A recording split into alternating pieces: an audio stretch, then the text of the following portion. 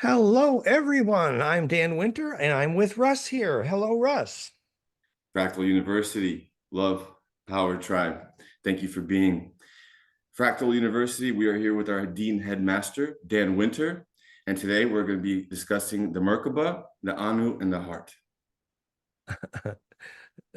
Thanks for coming, Russ. Russ is very focused on that these kinds of conversations turn to very practical things about enabling us to do the hygiene for the actual discipline of bliss, as it were. And the other day we did this interview with secret space program survivors, which there was lots of interest, which is a good thing. Uh, and Russ appropriately said, well, at some point, some of the abstraction there could maybe take people a bit off track, especially since there's so many controversial subjects there. Uh, and one of the subjects there was that the plasma propulsion device, which we believe exists at the heart of the Earth, probably, and clearly at the heart of the sun, and we're told at the heart of the moon, and if you believe Elena, at the heart of Nibiru, where Enki Ea is. The device for propulsion at the center is it's a plasma heart. And, it really brings up the appropriate issue, which is, of course, they say that very advanced intelligences inhabit, for example, the heart of the sun, and they're saying that even the heart of the moon. And in fact, there's a rather controversial example.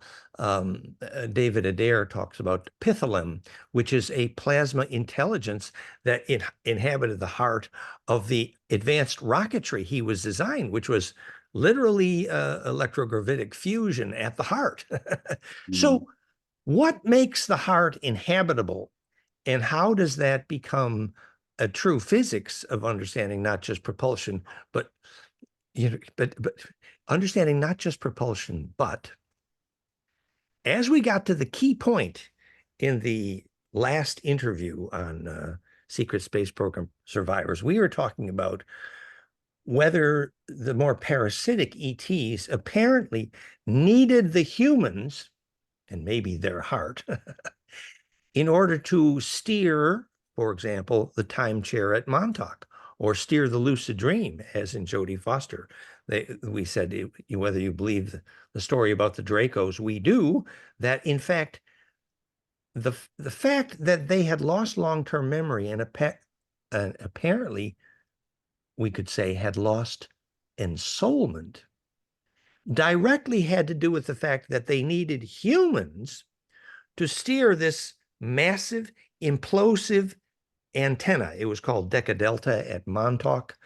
In fact, it was said that Jodie Foster in the movie Contact, they took the script from Montauk, and she Mm. steered at the center, and it turned out, you got a little confused at the end of the film. Was she steering intergalactic navigation, or was she steering a lucid dream, or was she steering both? The thing was, apparently, when you get to the center of stillness, the compression that results from that charge collapse enables you to embed in what I have called the longitudinal array. And that array of coherent longitudinal EMF, I believe, is what the Aboriginals called songline and is related to ancestor memory and the collective unconscious, and where you go when you die, if you have a soul. So the point is that, well, how you get to the center of that still point Mm-hmm. not just enables you to lucid dream, enables you to steer into the stillness of that array, like Dannion Brinkley inhabiting a lightning bolt that becomes his near-death experience. So what is it actually that enables you to steer? And could that relate directly to the physics of propulsion in general? Is there a plasma physics secret here? And the short version of this is I'm suggesting yes. And I wish to show you, I believe it's related to the Anu, the Anu. What do you think, Russ? Are we on a good track here? I think we're on a good track. I want to relay that uh, the way I experienced stillness. was from first putting my thought into the knowing that, okay, I want to access different realms. How do I do this? So I started off with the breath techniques, right? And through trial and error, through just everyday, at least taking about 10-15 minutes on my breathing exercises, trying to tap into my subconscious from alpha, beta, theta, delta, gamma, observing my own body. And then at one point with my focus, I realized, oh my God, at one point in one of these meditations, I'm not really thinking of anything. So I took my consciousness out of that physical state, which the monkey brain, as the Chinese call it. Your brain is created to think. It's always going to have those thoughts, but your consciousness is able to access not just your brain, but it's also able to access your heart. It's able to access the paranormal, as somebody may say. So through trial and error, I achieved that, and that stillness. It's we're going to be translating how to get into that stillness, as I just said, and then how to use it.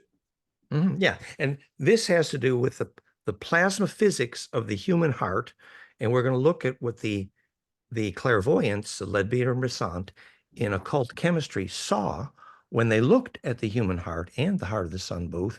What they saw was the Anu. And what does that mean? What does that tell us about charge collapse? And what does that tell us about imploding to inhabit the array? Remember, we've said this many times. You inhabit an array now. It's the synapses in your brain. It's a spark gaps of, Indra's net, and it's a fun little array. But when you die, when you lucid dream, you must inhabit a larger array. And that larger array is the spark gaps of the dodecakasa array of the longitudinal nodes, first of the Earth grid, for example, which is, again, fractal and requires centripetal force to inhabit and to steer, like tornado steering. So long story short, let's start the conversation. I have some visuals prepared for today. I'm going to share this screen here. Desktop? No, I'm going to share.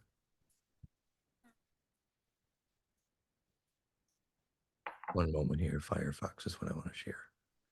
Mm-hmm. Yeah, achieving this is you have it inside you. You are already toroidal. You already have the toroidal field around you. It's understanding the energy or your aura or what you are on a day-to-day practical basis on how to use this. And this is what's been lost through the programming that has been leading people to consumption, overconsumption, and not really looking after themselves, not really having that bliss active. And it's all just of ignorance or false programming, false prophets that tell you, oh, you believe in somebody somewhere, somehow. You are the center of your galaxy. You're the center of your universe. And what you see, maybe not something that I see. It's you taking that power from external to internal, because so within, so without, as above, so below. So it's really focusing that laser from all aspects. This is from the teachings of Qigong to any type of secret teachings of the occult. This is all it leads to. To become a 33rd degree Mason is this is what they're making you, pulling a timeline on you. So you have to do this to achieve it. I mean, it's listening to intuition, man.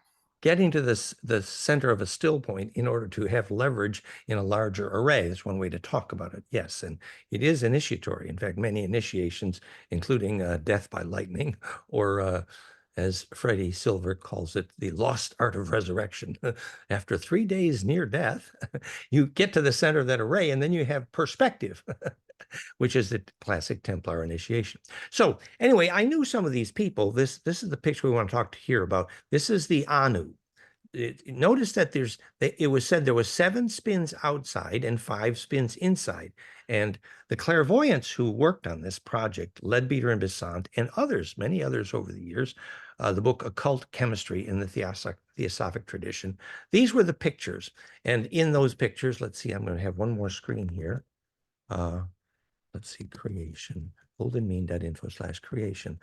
The pictures from Leadbeater and Brisson. So here's, are you seeing my screen okay, Russ? Yes, it is. It's Good, perfect. great. So Okay. on the left here, this is, they called it micro-psi perception. And this is how the clairvoyants, Leadbeater and Brisson, described the electron shells of the atomic table. The S suborbital, which we now know is toroidal like this.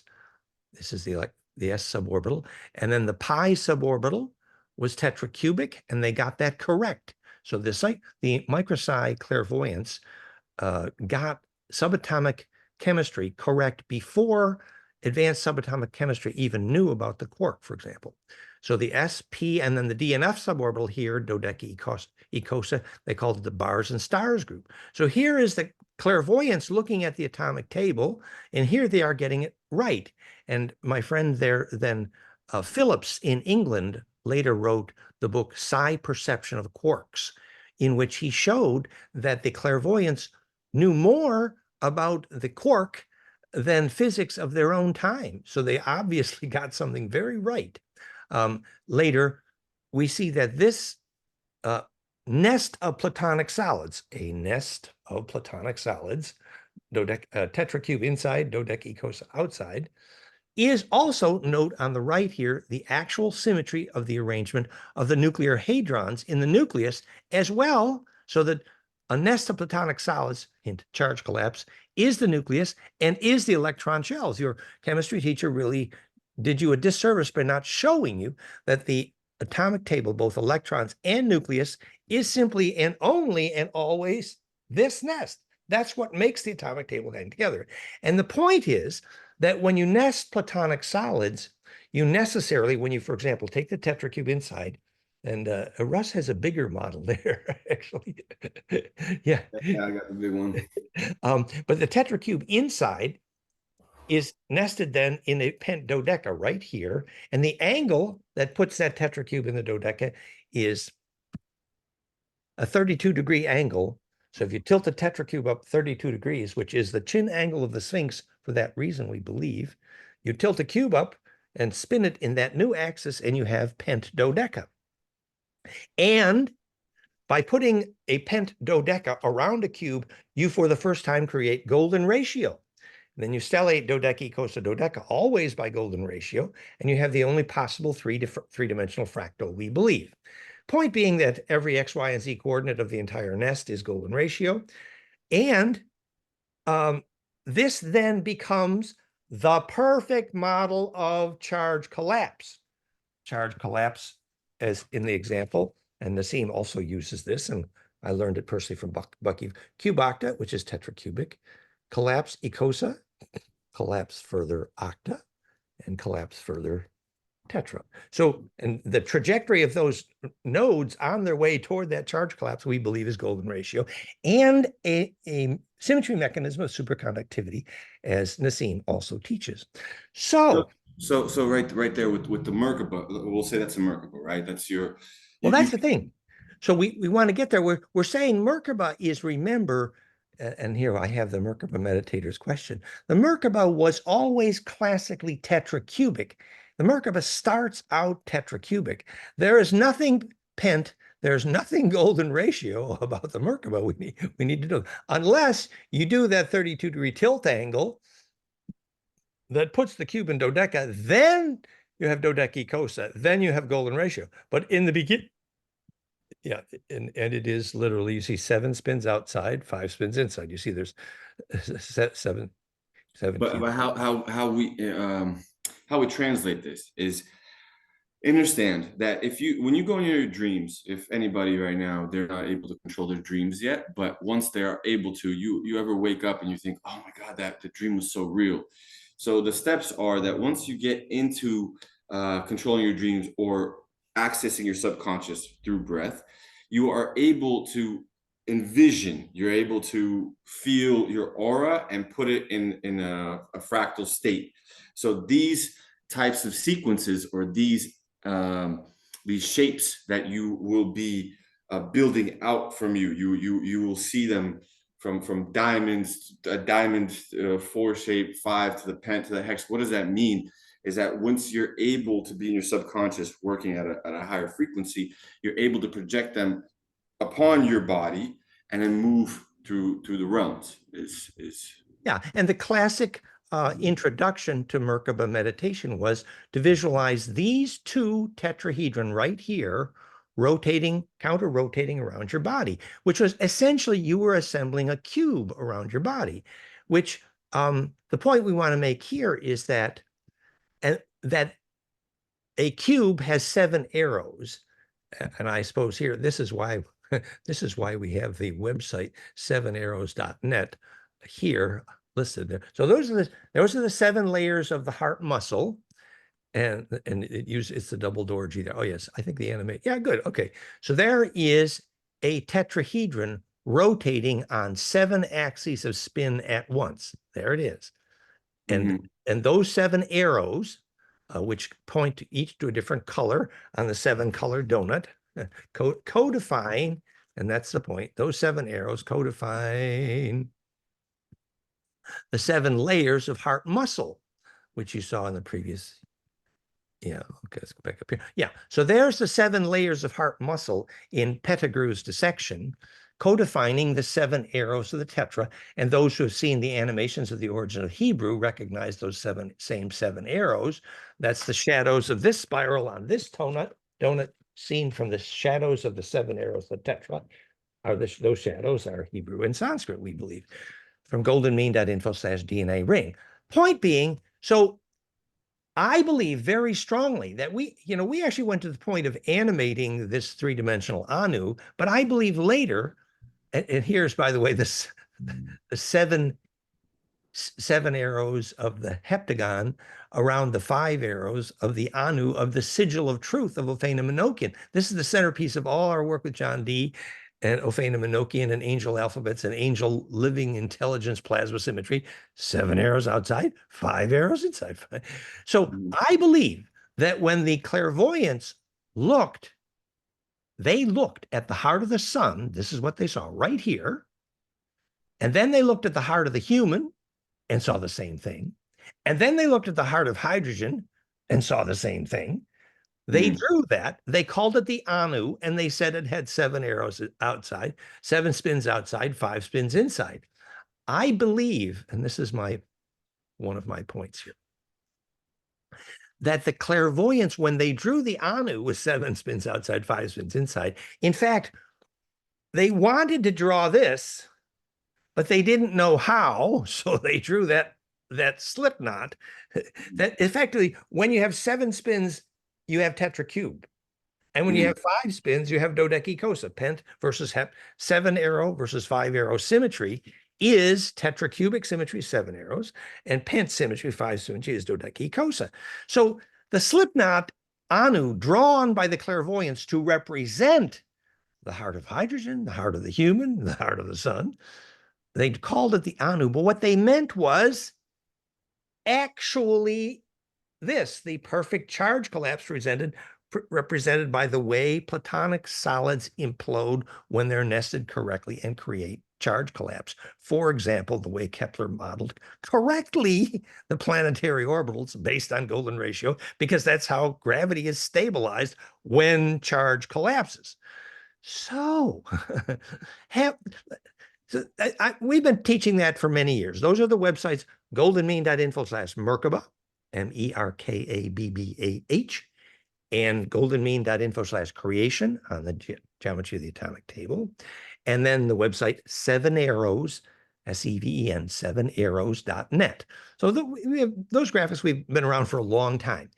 So now, what have we learned recently when multiple sources have told us, well, advanced intelligence inhabits the plasma heart of the sun, the moon, Nibiru, Earth, and steers advanced plasma intelligence, very high, the highest level, we're told repeatedly, and I think Elena is right on this one. I accept that some of the highest plasma intelligences in the universe are in there literally steering the heart of the sun, the heart of the moon, the heart of Nibiru, the heart of Earth. Mhm. Well, what does it take for a plasma intelligence to inhabit?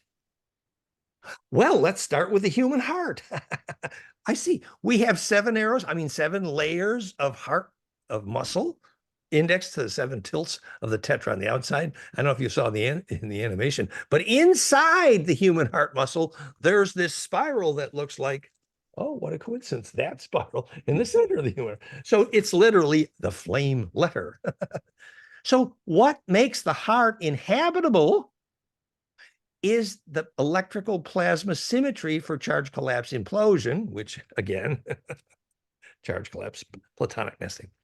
So, what makes centers of spin navigable is the same symmetry that makes charge collapse possible in their core, COEUER, I mean, core, in their heart.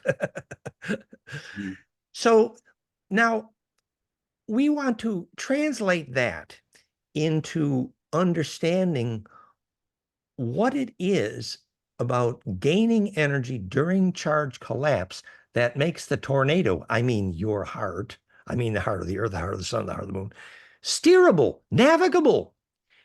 It's because when you inhabit a structure, in this case, a living plasma structure in which collapse, implosion is enabled, gain energy during collapse. We think we believe this is all scaled precisely to plankfire.com, PLANCKPHIRE, plankfire.com, that the golden ratio times Planck is the scaling as that platonic nest scales up from nuclear symmetry to electron symmetry to human heart symmetry to the heart of the sun symmetry to what seems like the primary geometry of all orbital mechanics of interstellar orbitals is also golden ratio.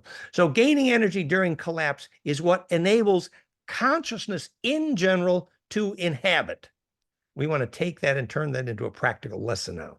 What do you think? Are we on a good I track think here? I think I think it's beautiful. Yeah, I think that some people might get a little bit confused on what the collapse is, and that's what I kind of want to direct the attention to is, and it's perfect leadway to what our ancestors used to use to achieve bliss, to achieve the collapse. And once you get to the point of stillness through breath, and once you focus it, what are the next steps? Because we've already explained in this video and many other videos of through your breath, through the concentration, through the dream, you are able to tap into the different frequencies. How do we focus them?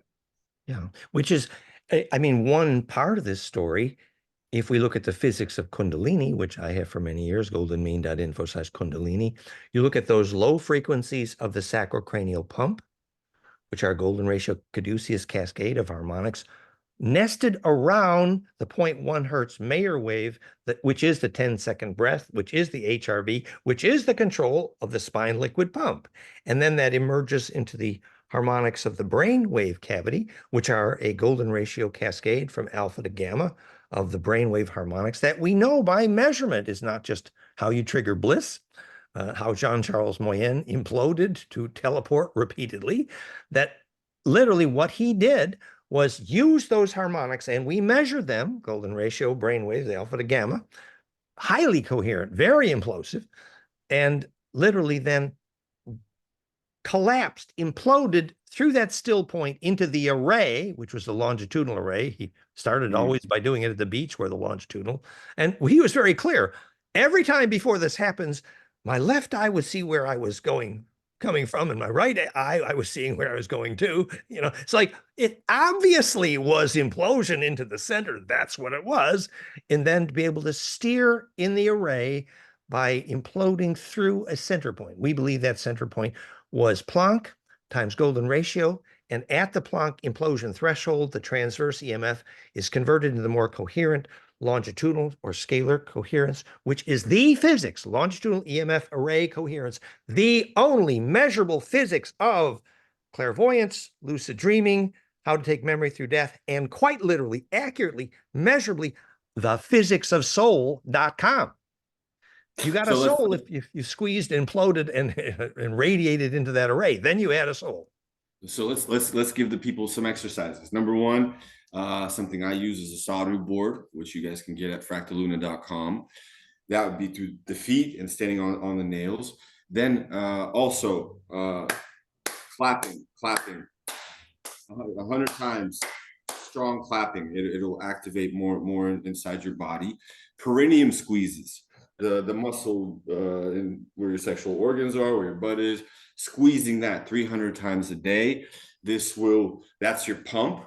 And then once you pump that up and the blood is flowing correctly through your coccyx, goes up the kundalini, and then you can start moving it, because I'm witnessing in my travels of me being able to control wind, I can have one thought and I can see like 4 or 5 objects, from birds to the people. Everybody just shifts yesterday I was swimming with swans, and being able to communicate with them, in a visual aspect, not in the words, because the words build worlds.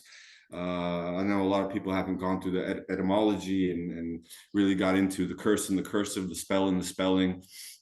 So I want to, ground a practical way for somebody to start achieving these first steps, to start actually feeling your words. Because from our teachings, and this is the 6th video that we've had so far on these teachings, people are responding. We're grounding them. People that didn't understand it before, they're getting it now. They're getting a little bit by little bit. So I'm trying to unpack a little bit of information, a couple gems that they will use, and then Tools. able to The tools, yes, nice.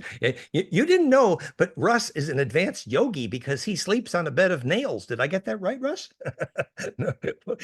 No, what they actually have this tool Russ is offering. It's a bed of nails, and if you use it correctly, even just to stand on the stimulation, it's literally acupuncture. But you didn't know the bed of nails was available now. What a newcomer! And that sleeping with the swans or swimming with the swans, and you realize your dream was affecting the animals, reminds me of this very famous commercial. Now it's a development. It starts with, "Did you know that your animals are doing what you tell them to because they're afraid of you? Ah, you don't want that. No, what you want is get into the still point with your animal, and then the horse follows behind because you're the horse whisperer. So it's all based on love. I mean, embedding. I mean, leverage from the still point." So what's actually steering the animal around is they're embedding into your still point. So when the dog is barking, if you go into your inner still point, I've seen Valerie do this. It's amazing. Yeah, I do this every day. We have at this location, we have, I think, about 13 or 14 cats.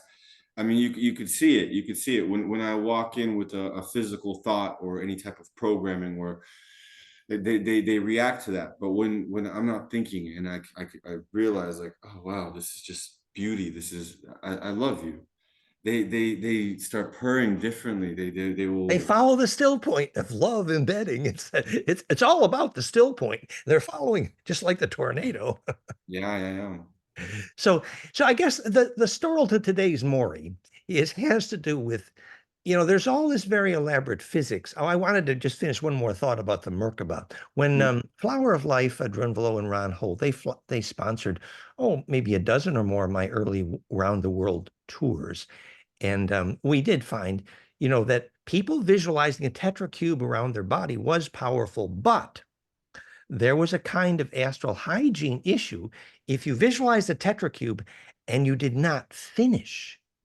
The finish is the fact that if you only set up a tetracube around your body, you visualize the opposing tetra in what's called the Merkaba. In the end, you could be more susceptible to parasites until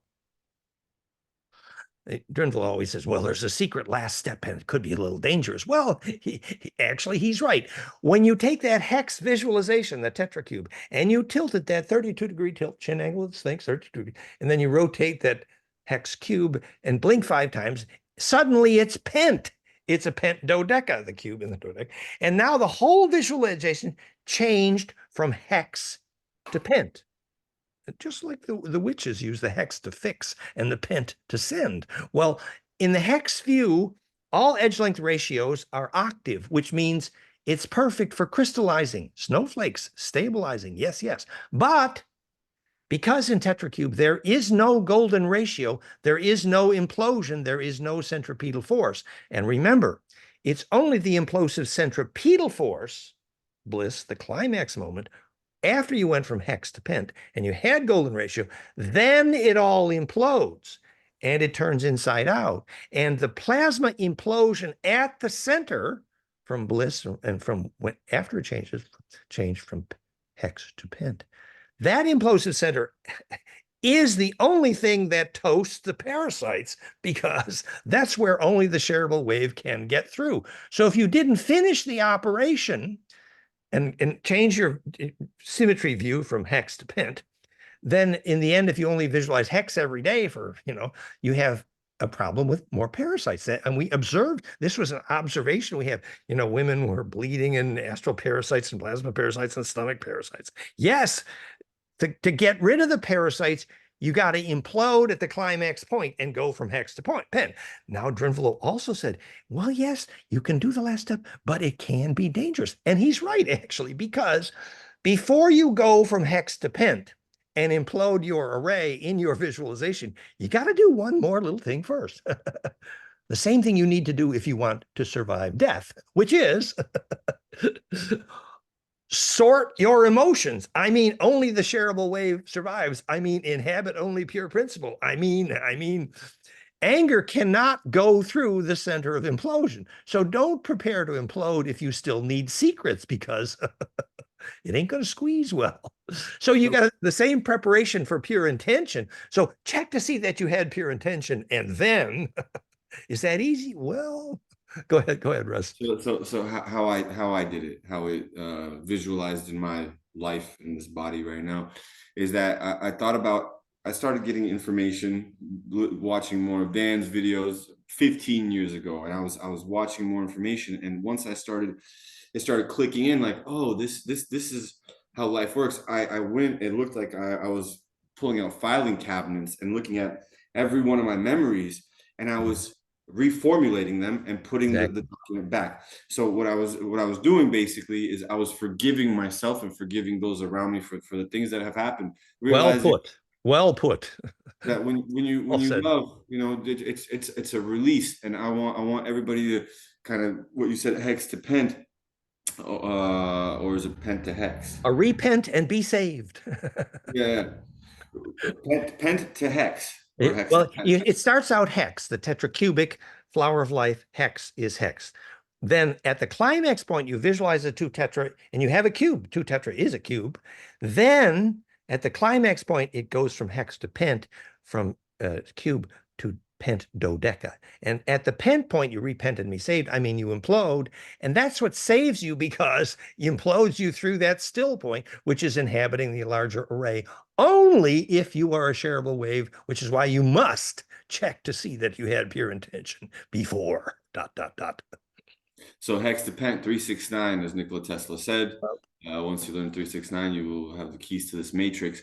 So you visualize the hex around you, just like we say witches or tetracube.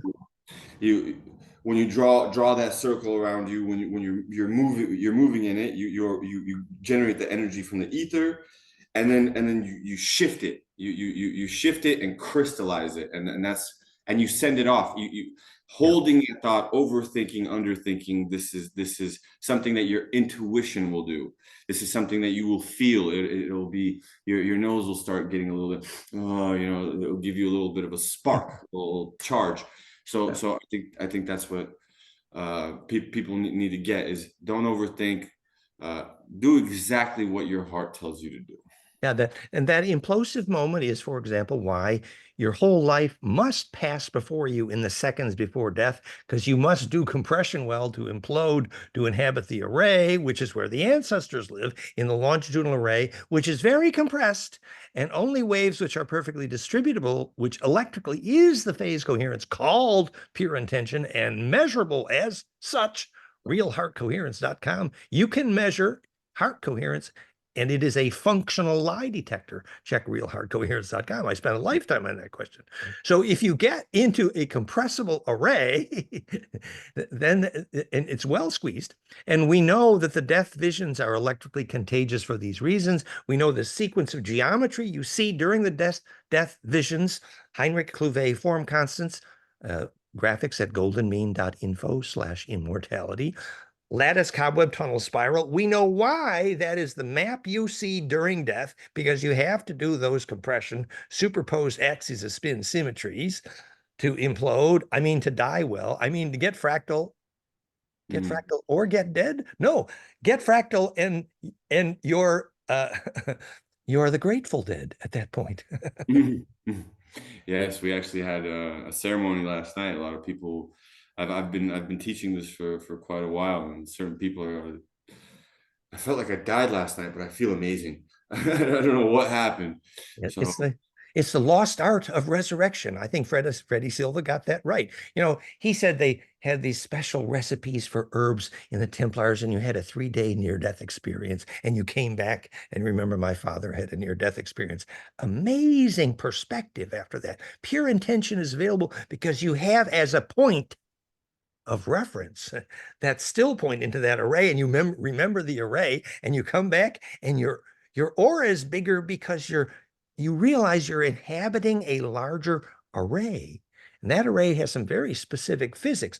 Dodecacosa earth grid, literally ancestor memories, literally longitudinal coherence, literally the places on the magnetic earth grid where telepathy is enabled, and where right next to Russell there is where we originally doused and put the labyrinth in Torino.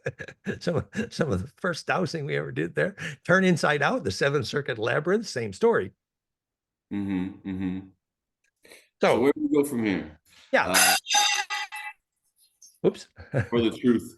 I wanted to get into basically. I think that's beautiful. I think we could end it there. Either we go into how the ancients used different type from the soma to the aya to the mushroom. Maybe we can get into that, or we can leave it for another video. Yeah. Well, you know, there are many devices that are used to help people into that stillness of that array. And I think let's do a few minutes Mm-hmm. on addiction versus bliss as we talk about getting into the array. Mm-hmm. We've done many programs on this. We say that addiction often is a wrong turn on the right road to bliss. For example, alcohol deprives the brain of oxygen, imitating the conductivity of bliss and the loss of inhibition, actually. However, there's a few details that'll probably kill you, but you had the imitation of bliss getting there. So once you understand the body's real yearning, it's a real and necessary and critical yearning, which is why we say the Aboriginals were right. You do not have a culture if you do not know how to teach your young people how to have a bliss experience. That is the definition of culture, because it defines not just whether they'll take memory through death and lucid dream, but defines whether they'll get an immune system. Hello, that's measurable.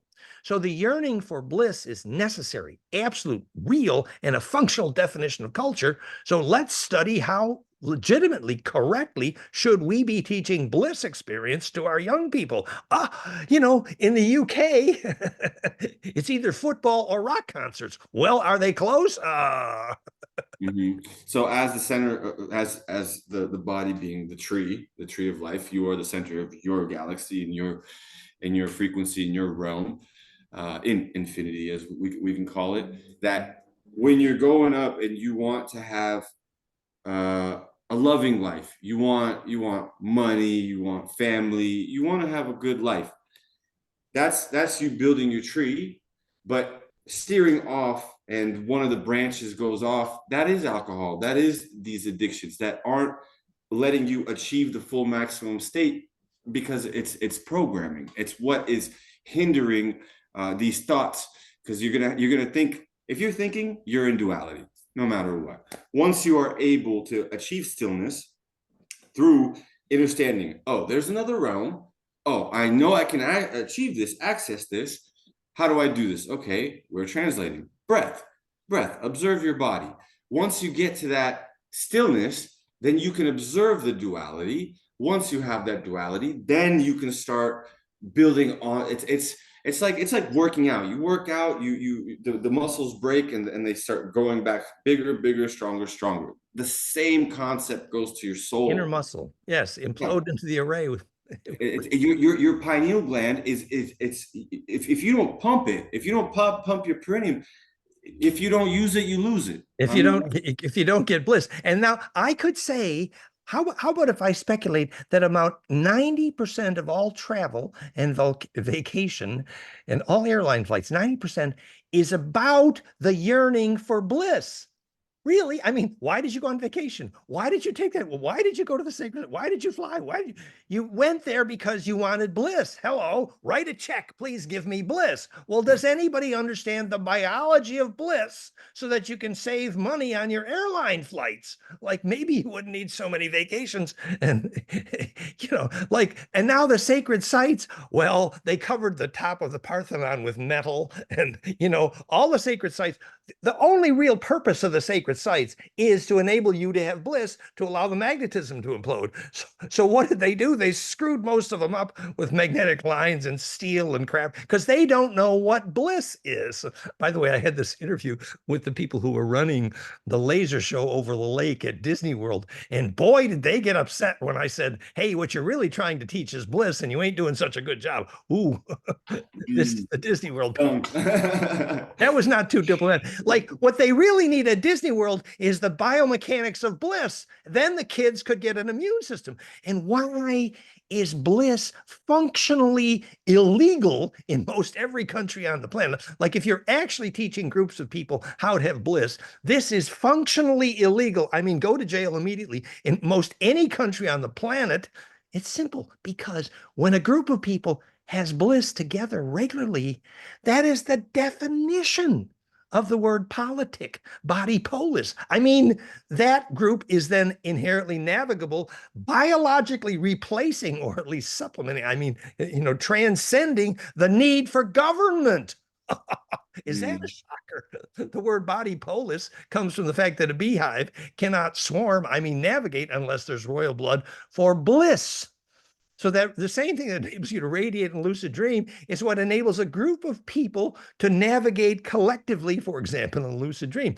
So ultimately, the definition of all forms of government is access to body polis, which is a group collective bliss body. So has your government prioritized bliss for your young people yet, knowing that bliss is the only way they will get an immune system and get immortal? Have a soul.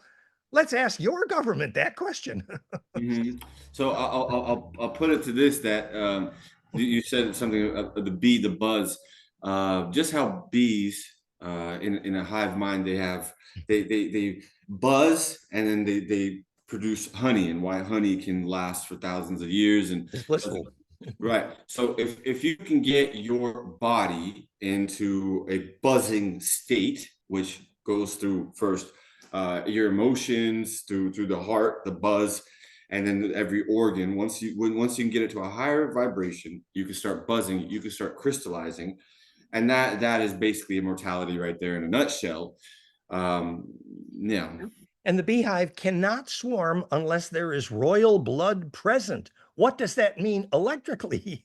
The definition of royal blood was, let's see, Noah was able to transcend the flood because he could lucid dream. Oh, half the stories of the ancient heroes, the hero is always Gilgamesh, the one who can lucid dream. The one who can steer in a bliss experience. The one who has a soul. So the presence of royal blood means only the charged radiance of those who have inhabited bliss, and therefore, the blue blood.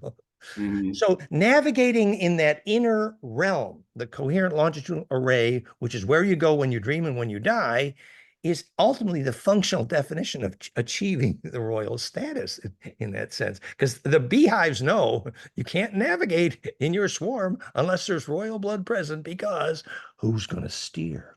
Ooh. What does it Mhm. mean to be royal? Charged radiant, the blue blood, the implosive one. So the story comes back again and again to the physics of bliss and the inner navigation skill that results from that charge collapse. That's the point we're making today. And we're suggesting, yes, there's a whole series of beautiful shamanic skills around this. We used to teach the Carlos Castaneda tensegrity and the Sufi dance. There's so many ways. And obviously, Russ is a yogi because he's using a bed of nails. Mhm. No, but it is very stimulating. Yeah, yeah, yeah. No, right now, actually, something that's not been shown to the world yet.